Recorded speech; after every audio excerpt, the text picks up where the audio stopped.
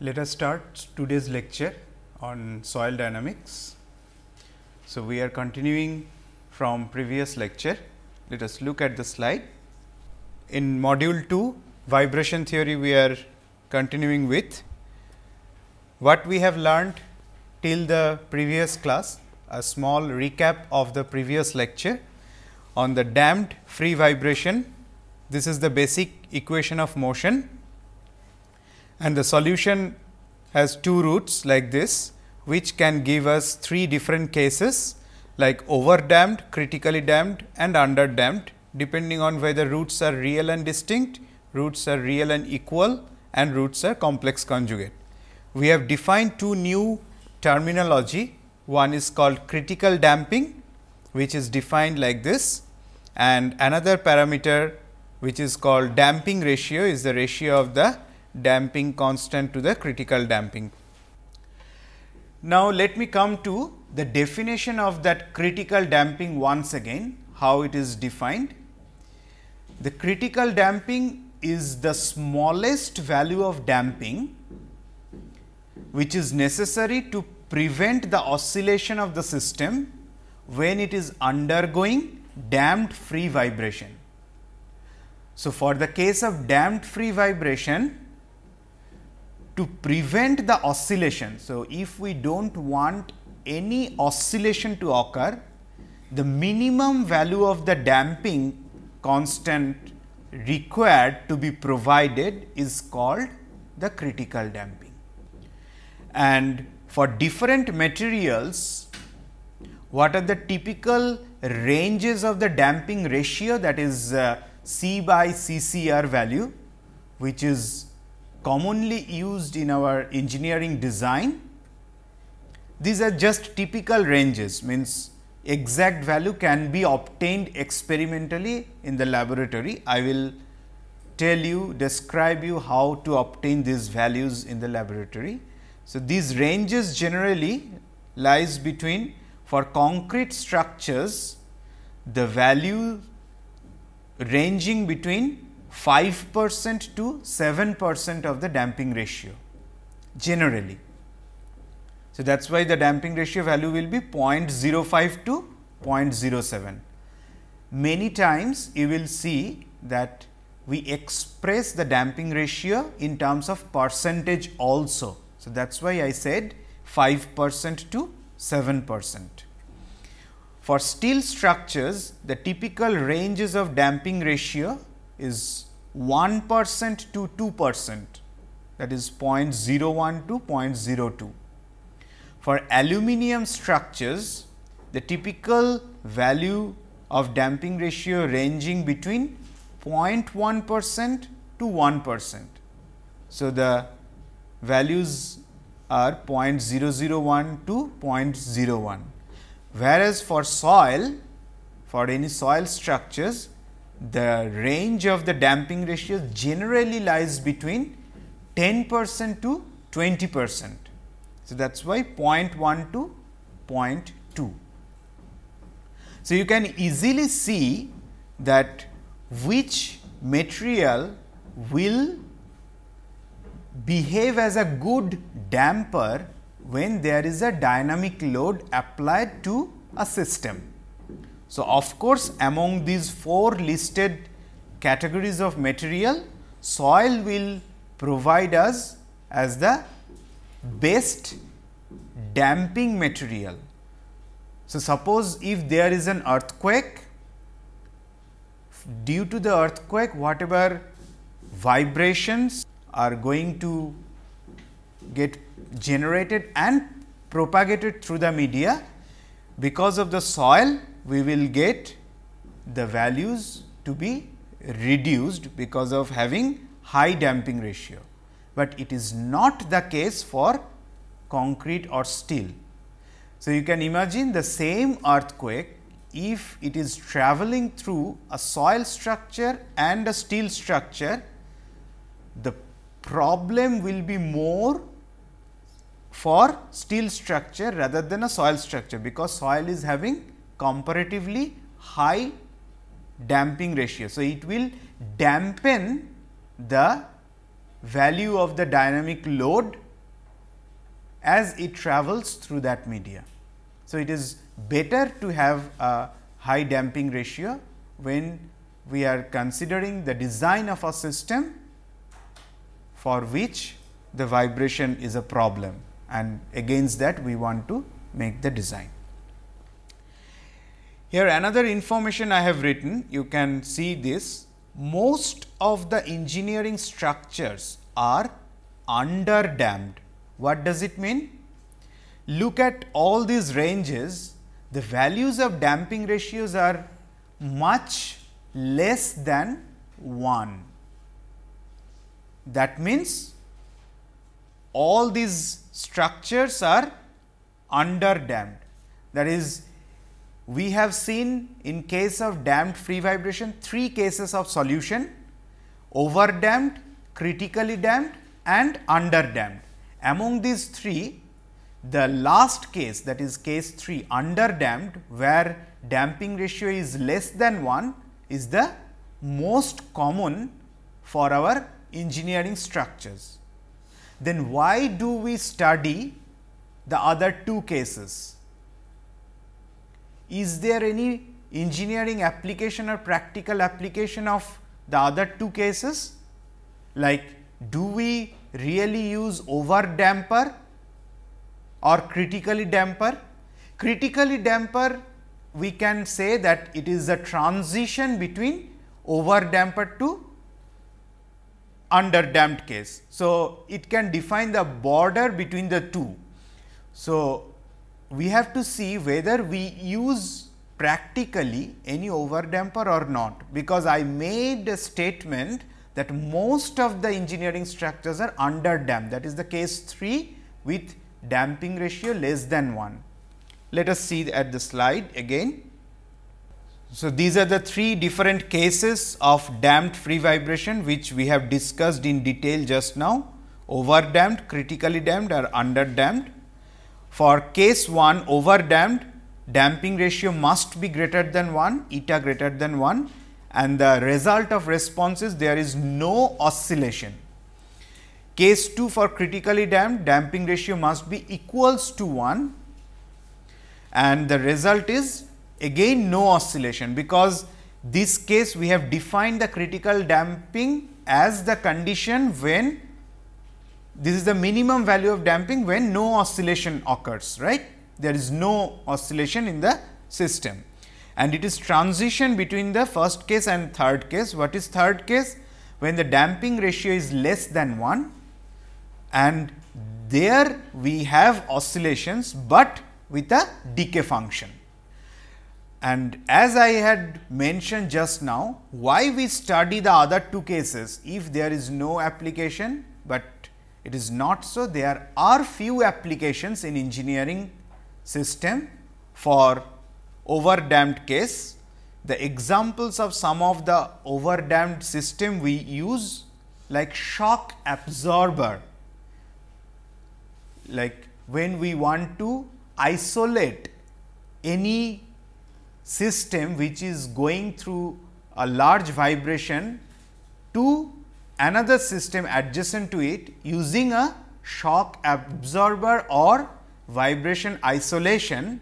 In those cases, we want a damper which will not allow the dynamic motion to oscillate, but to die it down with respect to time soon without any oscillation. So, that is the objective of using of an over damper. So, that is why shock absorber are the good examples of over damper. Then the door damper. In the doors we use the damper. Why? We do not want, when we open and close the door, we do not want the door should oscillate like this. So, when we are opening the door with damper, after some time we want the door to be closed in one cycle itself.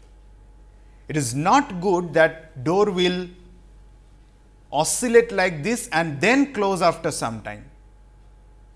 So, that is another good engineering example or applications of over damper where we use, so that it closes without any oscillation.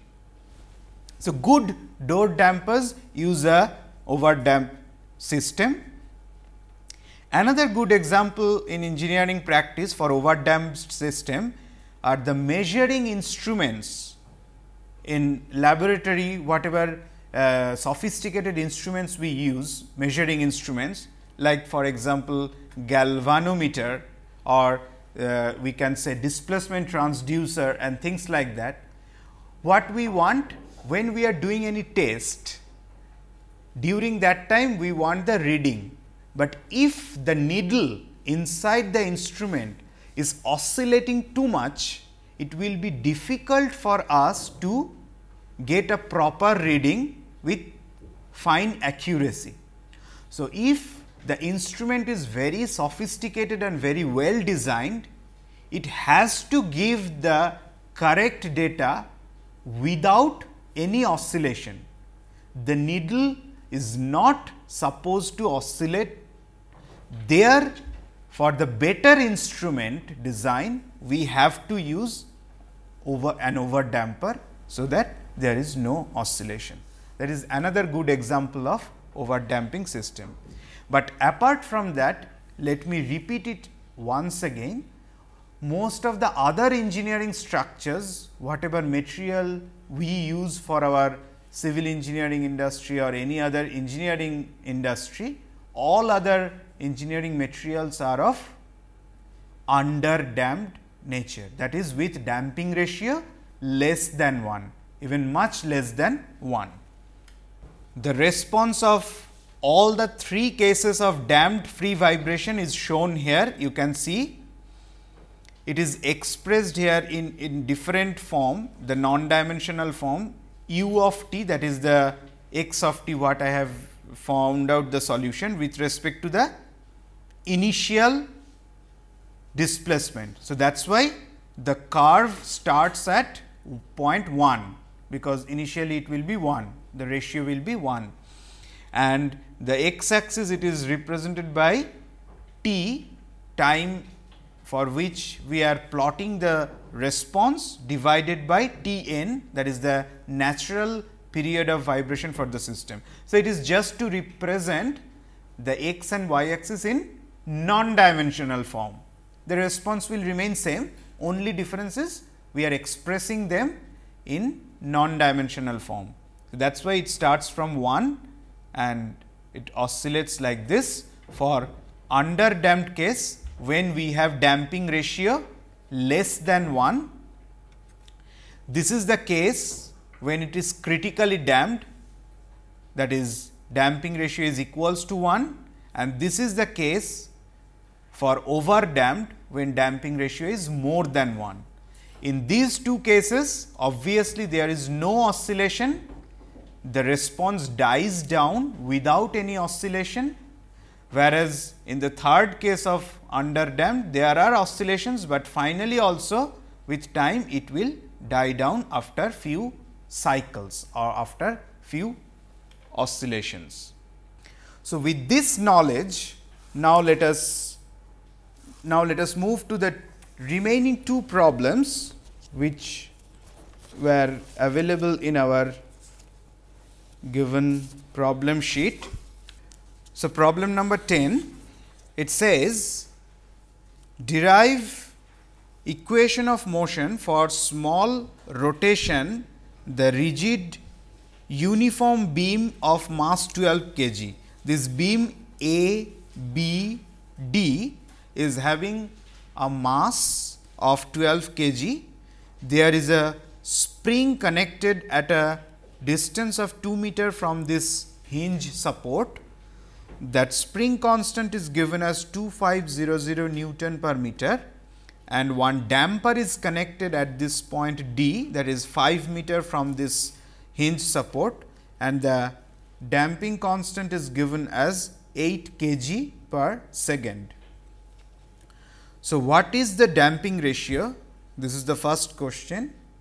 Then it is asked, if the initial rotation of 0.1 radian at A is applied and the bar is released, compute the displacement at this point D at the end of 3 seconds. So, let us see how we can solve this problem. First, we need to draw the free body diagram. So, we have a hinge support here for the beam. Now, let us consider a small rotation. So, this is our direction of motion.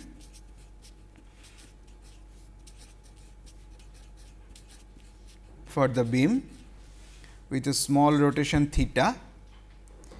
At this location, the spring was connected.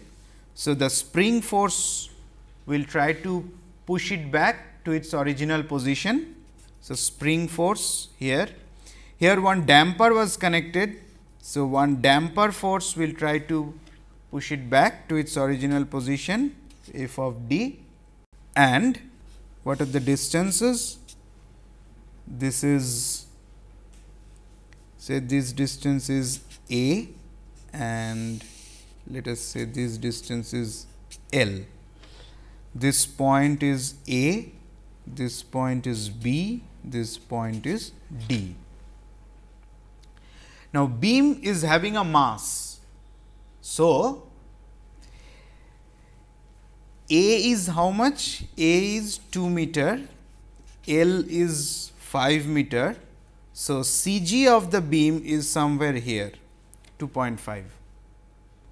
Now, what will happen to the inertia of the beam? It has displaced vertically down as well as it has rotated.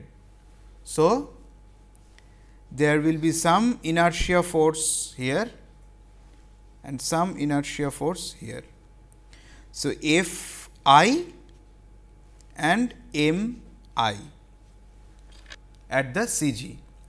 Now, if it is so, earlier I had shown you, let me repeat it once again, for any beam or any rod, if at C G we have two inertia forces M I and a linear inertia force F I, then instead of taking them at the C G of the beam, what we can do? We can transfer them at the end of a beam, say M I star. And for beam, how much was the expression for M I at the center of the beam? M L square by 12. That was the mass moment of inertia about center. And how much was the inertia force at the center? F I will be, how much is the displacement? L by 2 theta. So, acceleration is this much, mass into acceleration is F I and M I is mass moment of inertia into acceleration. Instead of considering this M I and F I, what I said, we can as well consider a single inertia force M I star at the end. In that case, it will be how much? M L square by 3 theta double dot.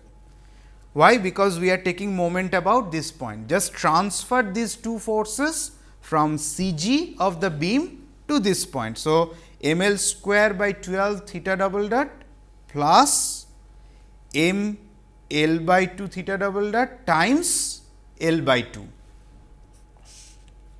This is L by 2. So, M L square by 4 theta double dot. So, M L square by 12 plus M L square by 4 will give us M L square by 3 theta double dot. So, for our problem, we are either taking those two inertia forces at the CG of the beam or at the end, it does not matter, it gives us the same result. Finally, what we are doing? We are taking moment equilibrium about that hinge support A. So, sum of m A equals to 0 will give us m I star. Let us look it back free body diagram. We have m I star coming from this one. Instead of these two, I am considering m I star, that is anti-clockwise. Now, this F s spring force and damper force is also producing anti-clockwise moment about point A. So, F d times L plus F s times A equals to 0. That is the equation of motion. Now, let us put the expressions known to us, m L square by 3 theta double dot plus F d is how much? The damper force is nothing but, let us look back here, the damper force F d will be the damping constant c times the velocity at this point. And how much is the displacement at this point? L theta. So, velocity is L theta dot. And how much is the spring force at this point? F s is spring constant times the displacement at this point. How much is the displacement? A theta. So, we get F d is c L theta dot times L plus F s is k A theta times A equals to 0, or m L square by 3 theta double dot plus C L square theta dot plus k A square theta equals to 0. We can put the values of given properties and we can express them as now our canonical form like this. So, m star theta double dot plus c star theta dot plus k star theta equals to 0, where m star is m L square by 3, c star is c L square, k star is k A square. So, the natural frequency will be root over k star by m star. If we put the expressions of this k star and m star and the values of the given properties, we will get omega as about 10 radian per second. Now, this is a damped system. So, how much will be the value of damping ratio? Damping ratio value is not given to us. So, we need to find out the value of damping ratio. How to find it out? We know C equals to given as 2 eta omega m. Do you agree with me? C, damping constant, is given as 2 times damping ratio times omega times m. Because CCR, the critical damping, was given as 2 m omega. So, that is why eta is C by CR. So, we get this expression. So, now this is the generalized equation. In our case, this should be m star and C star, because it comes from the canonical form. So, do not forget, it is not the actual values of m or C, but it is coming from this basic equation of canonical form of equation what we have. So, it is not actual C and actual M, it is actually derived from this basic form of equation. So, if you put the expression for C star, which is C L square, expression for M star, which is M L square by 3, omega already we have computed just now. So, everything is known, only unknown is damping ratio. We can solve for damping ratio, it comes out to be about 0.1. And from that we get the under damped frequency, which is given as, this is less than 1. So, of course, we are considering the case of under damped system, under damped free vibration.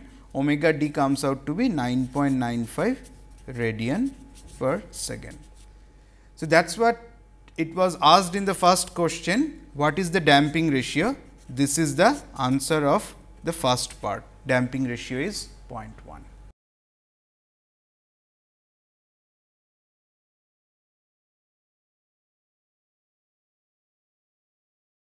We had started solving the problem which was given to us, the problem sheet. So, let us continue with that.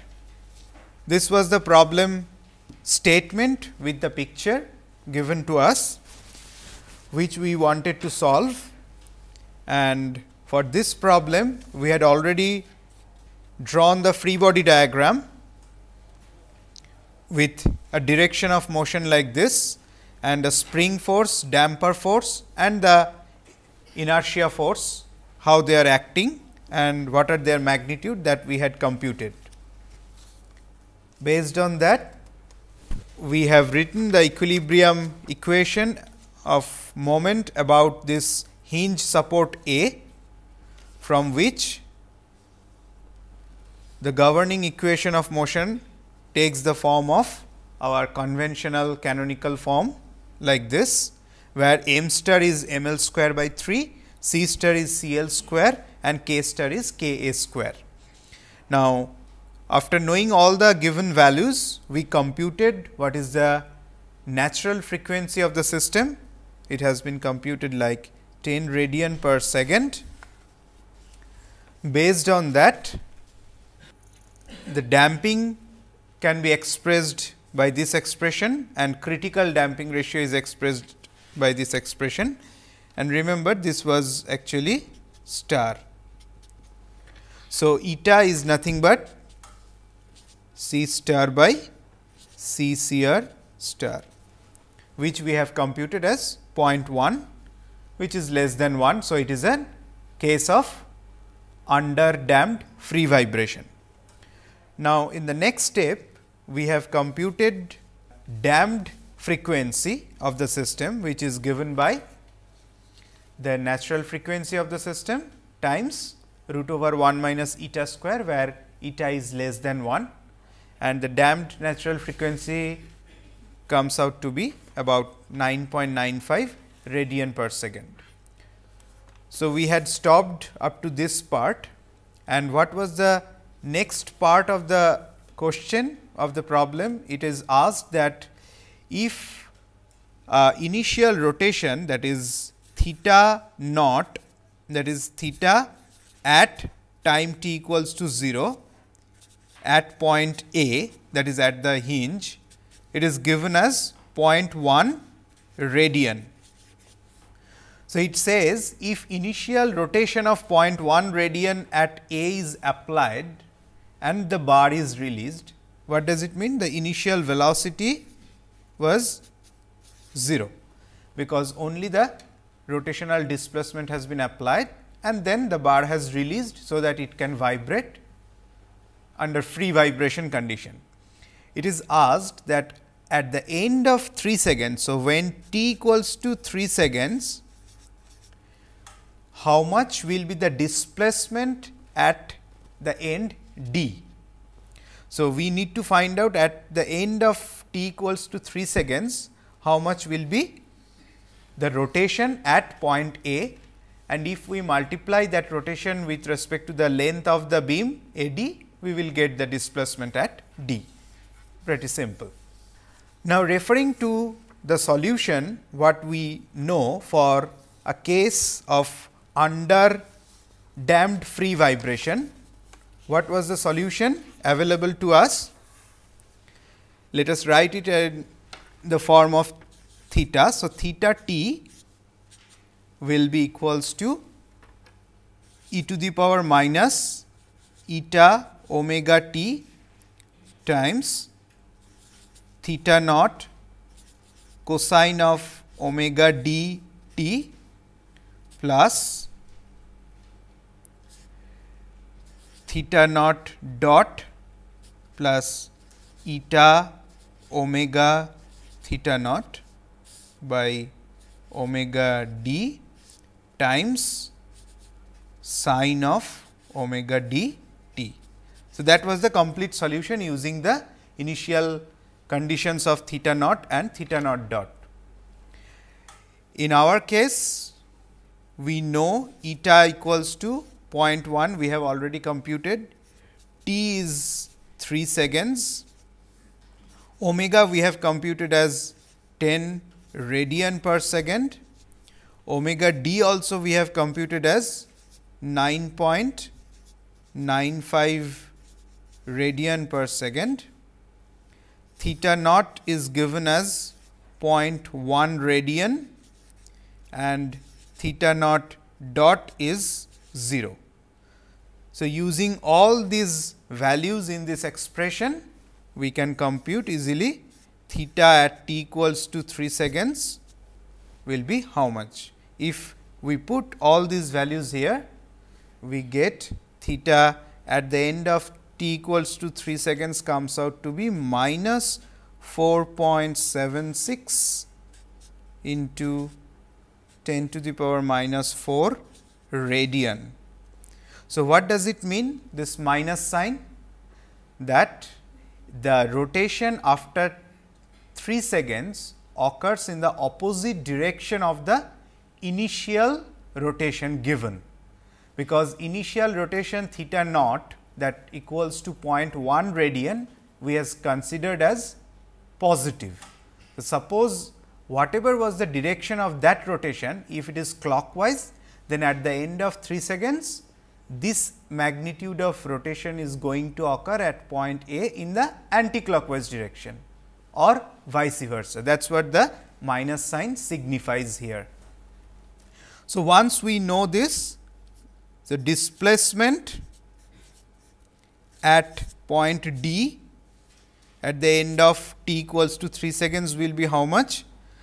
This minus 4.76 into 10 to the power minus 4 radian times the length of the beam, which is 5 meter, right. So, so much of meter will be the displacement, just L theta. Okay. So, this is the answer of the second part of the problem. Now, let us move to the next problem, problem number 11. So, in problem number 11, what it says, for the rigid uniform plate. So, this is a rigid plate, uniform plate shown in this diagram. Derive the equation of motion for small oscillation. So, we have to just write down the equation of motion for this plate for small rotation. So, rotation can occur about which point? About this hinge support. So, about this support we can provide a small rotation to the plate, and then we have to write down what is the equation of motion for that. There is a spring connected at this end of the plate and a damper is connected at the other corner of the plate. So, let us draw the free body diagram of this problem. So, we have a rigid uniform plate. This is the hinge support, this corner of the plate. Let us apply a small rotation.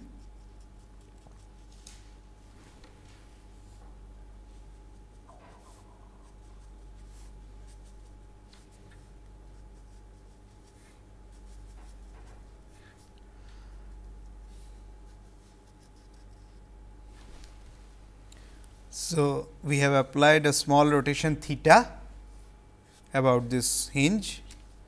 This is our direction of motion. Here will be some support reaction at this hinge, say this point is A. So, A y and A x are the support reactions. We have a damper here. So, this point has been moved. So, the damper force will come here, it will act in this direction f of d and linear damper. So, in this direction it will work, and there is a linear spring attached to it which has moved here. So, at this location we have a spring force F s. F s will act in this direction to bring it to its normal position, F d will act vertically upward to bring it back to its normal position. What else will act? At the center of the plate, there will be the vertical inertia force, horizontal inertia force and a rotational inertia force at the center of the plate. Why these three inertia forces?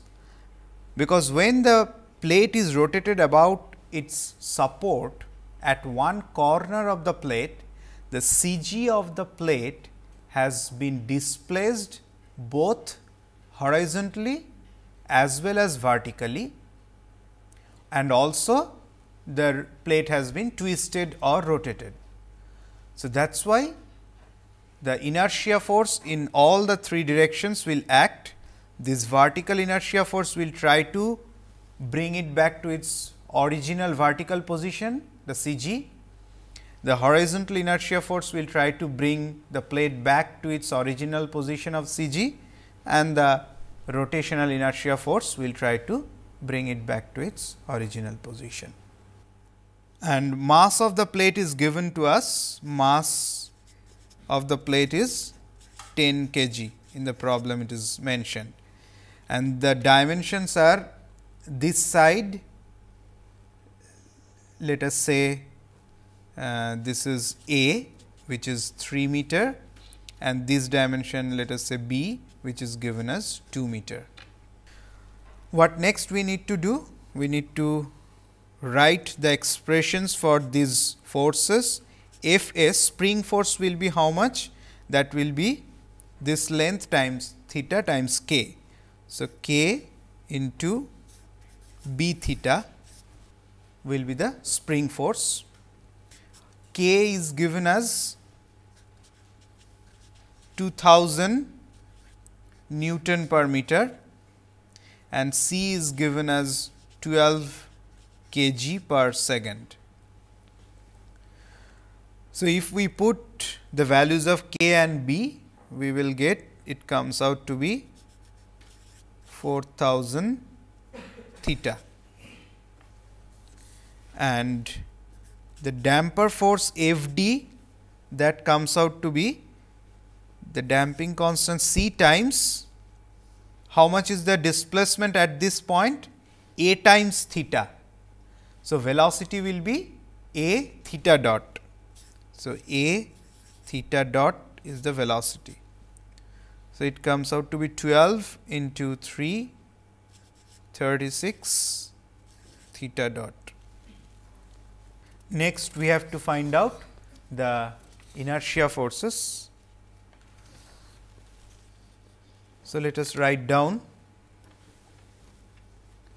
the horizontal inertia force F I 1. So, to do that, let us keep the figure with us. So, it will be easy for us to follow the problem.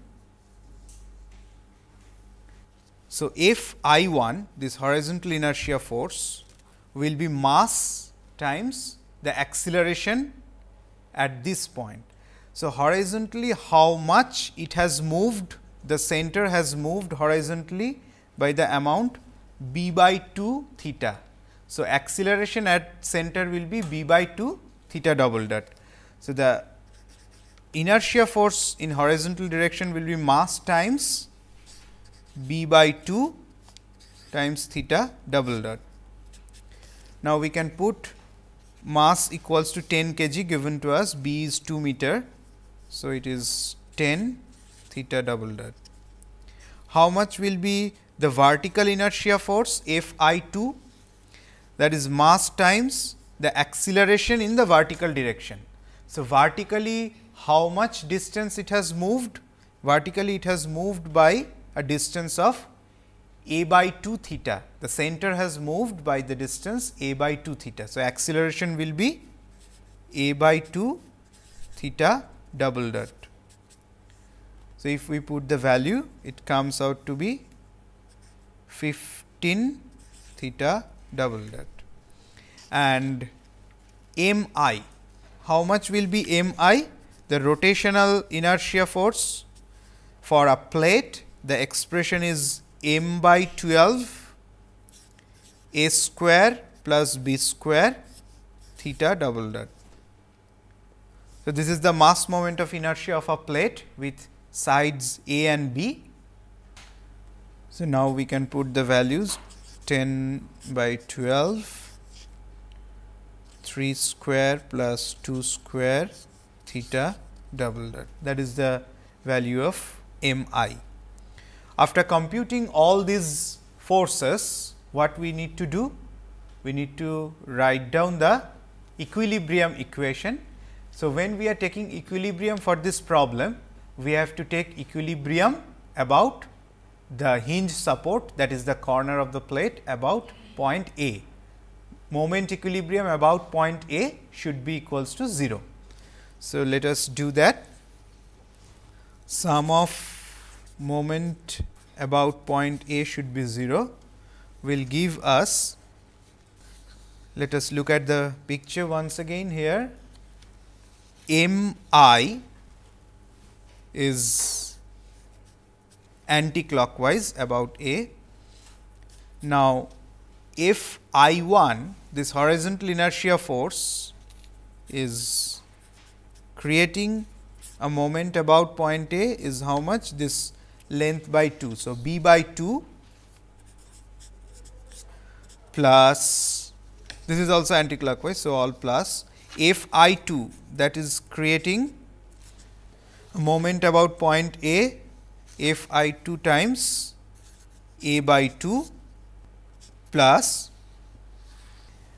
this F D is producing again anti-clockwise moment. So, F D times A plus F S is producing again anti-clockwise moment about A, F S times B should be equals to 0. So, that is the moment equilibrium about point A. So, now if we put all the values of the forces already we have written, we will get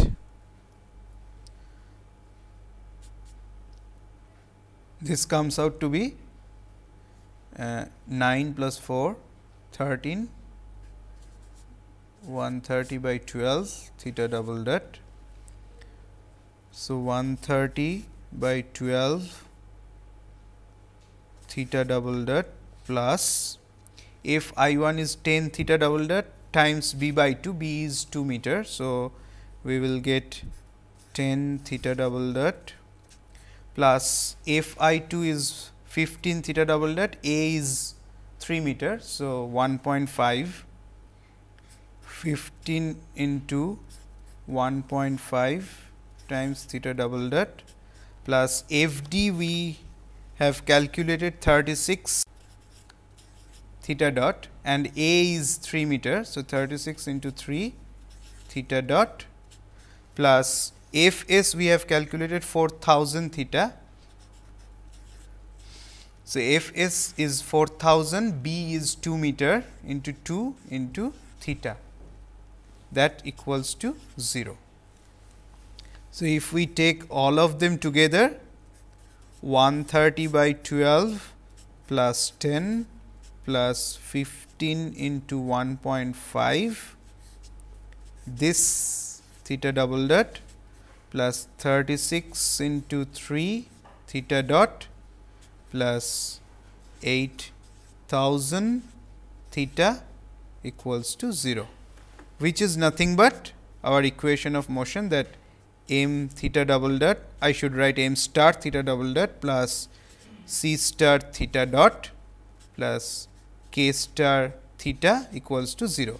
So, this is the equation of motion, that is what it is asked. Formulate the equation of motion, where m star is this expression, c star is 36 into 3, k star is 8000. Okay? From which, if somebody asks, find out the natural frequency and damping ratio, everything we can compute from our known expressions. But we have to remember always that this is the basic equation or canonical form of equation. So, not the individual value of m and k and c we should use, but we should use this common form or the generalized form of the expressions of m star, c star and k star. Okay. So, we will stop here today. We will continue our lecture in the next class with this problem.